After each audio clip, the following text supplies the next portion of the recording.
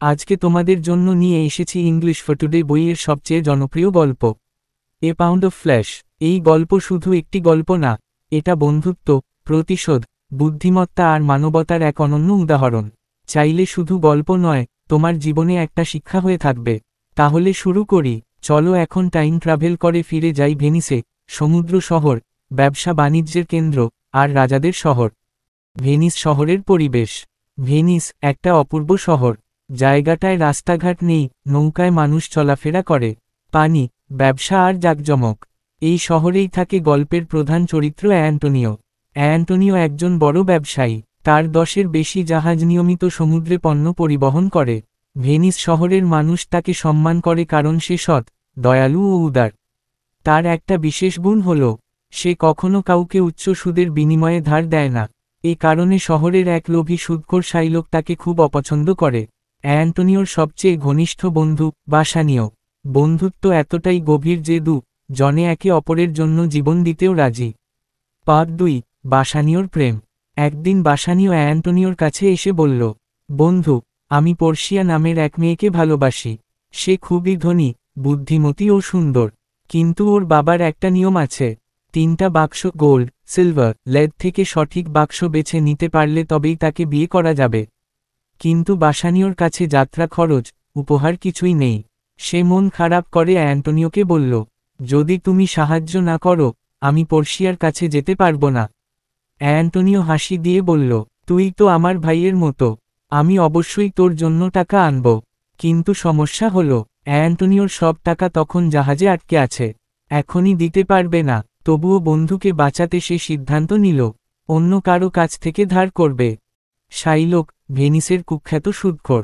তার মুখে হাসির ছাপ নেই, চোখে সন্দেহ, মনে চতুরতা। অ্যান্টোনিও তার কাছে গেলে শাইলোক মুচকি হেসে বলল, তুমি তো আমাকে অপমান করো।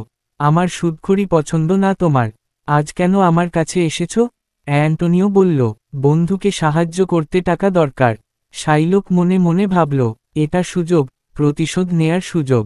শাইলোক 3000 ডুকাট দিতে রাজি হল, কিন্তু বলল, একটা শর্ত আছে, যদি নির্দিষ্ট সময়ে তুমি টাকা ফেরত দিতে না পারো, আমি তোমার শরীর থেকে 1 পাউন্ড মাংস নেব। এই শর্ত শুনে বাসানিও ভয়ে চমকে উঠল। না, এই চুক্তি অন্যায়। কিন্তু অ্যান্টোনিও আত্মবিশ্বাসী, তার জাহাজ আসবে, টাকা সে পরিশোধ করতে পারবেই। তাই সে হাসি মুখে বলল, শাইলোক, ঠিক আছে, লিখে আনো চুক্তি। এইখানে গল্পের অন্ধকার ছায়া শুরু হলো। বাসানিও ও পর্শিয়া।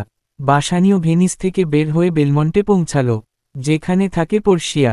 পর্শিয়া সুন্দর, কিন্তু তার জীবনে আছে এক অদ্ভুত সমস্যা, তার বাবার রেখে যাওয়া বাক্সের পরীক্ষা। বেশ কয়েকজন রাজপুত্র এসে পরীক্ষা দিয়ে ব্যর্থ হয়েছে। কেউ সোনার বাক্স বেছে, কেউ রূপার, কিন্তু সঠিক উত্তর ছিল লেড বক্স। কারণ এতে লেখা, who chooses me must give and hazard all he has. Bassanio বুঝল, পর্শিয়াকে সত্যিকারভাবে ভালোবাসলে ঝুঁকি নিতে হবে।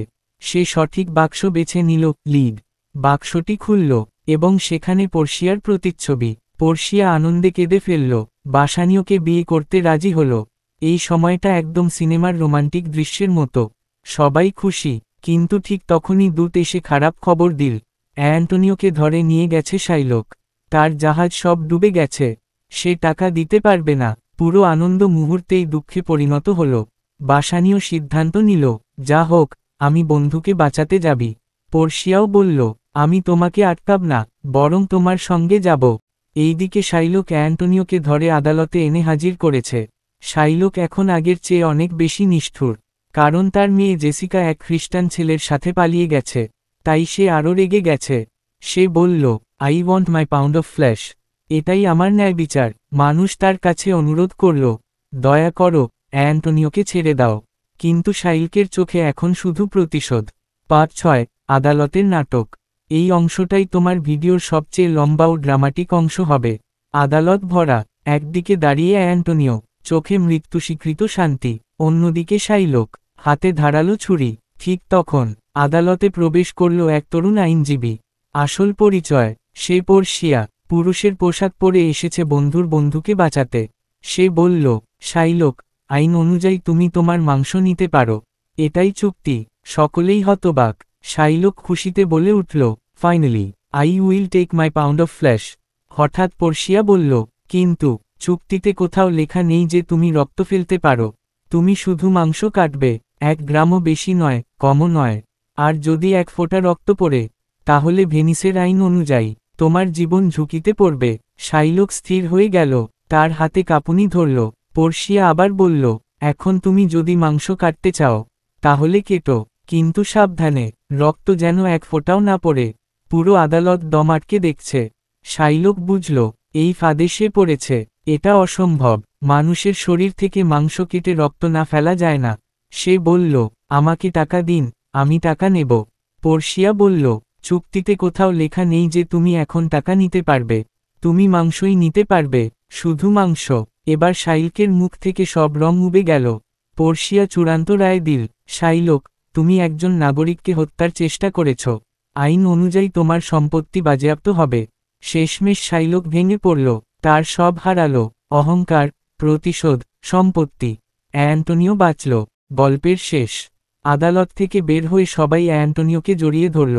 বাসানিও কাঁদতে কাঁদতে বলল, বন্ধু, আমি তোমাকে হারাতে পারতাম। পর্শিয়া তার ছদ্মবেশ খুলল। অ্যান্টোনিও অবাক, খুশি, সব মিলিয়ে আবেগে ভেসে গেল। জাহাজডুবির খবরও ভুল প্রমাণিত হল। কিছুদিন পর অ্যান্টোনিওর কয়েকটি জাহাজ ফিরে এল। সবাই সুখে শান্তিতে থাকতে লাগল। মরাল, এ পাউন্ড অফ ফ্লেশ গল্প আমাদের শেখায়, দয়া প্রতিশোধের চেয়ে বড়। অন্যকে সাহায্য করলে একদিন সে সাহায্য ফিরিয়ে দেয়। বুদ্ধিমত্তা শক্তির চেয়ে বেশি শক্তিশালী। বন্ধুত্ব পৃথিবীর সবচেয়ে মূল্যবান জিনিস। বন্ধুরা, এটি ছিল এ পাউন্ড অফ ফ্লেশ গল্পের বিস্তারিত ব্যাখ্যা। আশা করি তোমাদের ভালো লেগেছে।